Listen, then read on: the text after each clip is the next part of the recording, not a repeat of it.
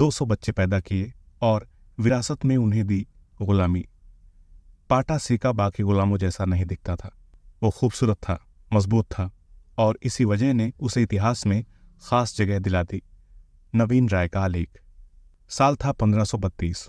Africa से चलकर एक जहाज पहुंचा ब्राजील। इसमें लोग भरे पड़े थे। इन्हें लाया गया था गुलामी के लिए। 1532 से शुरू हुआ ये सिलसिला लंबा चला।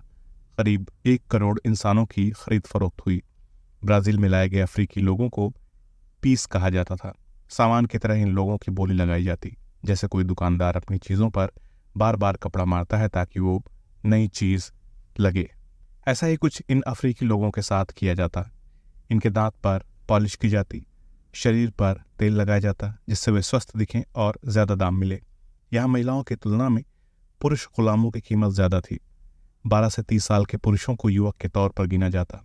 उनसे बिना रुके 14-15 घंटे काम कराया जाता। सुबह 6 बजे से रात 10 बजे तक काम और सिर्फ काम।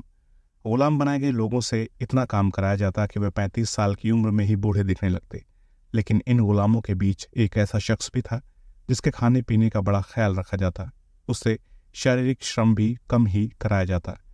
इस शख्स का नाम था रोके जोस फ्लोरेंसियो, जिसे जाना गया पाटा सेका के नाम से। पाटा की कहानी अलग है। उसने अपने बच्चों को विरासत में गुलामी दी, या यूं कह लें कि उसने अपने मालिक के लिए गुलाम पैदा किए। 18वीं सदी में कॉफ़ी का बाजार बड़ा होना शुरू हुआ। इसके साथ ही बंधुआ मजदूरी यानी जबरन श्रम के मामले भी चरम पर पहुंचने लगे।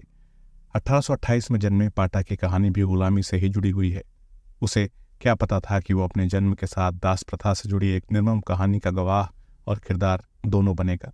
पाटा जब जवान हुआ तो उसकी लंबाई 7 फुट से भी ज्यादा थी। कसा हुआ शरीर और चेहरे पर गजब का तेज।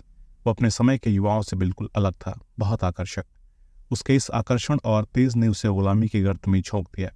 ब्राजील में उसे खरीदा साओ पालो के एक किसान ने। उस किसान के पास कॉफी के बागान थे। पाटा की शारीरिक बनावट से वो किसान काफी प्रभावित था। दरअसल पाटा के हाथ और पैर लंबे और पतले थे। उस दौर में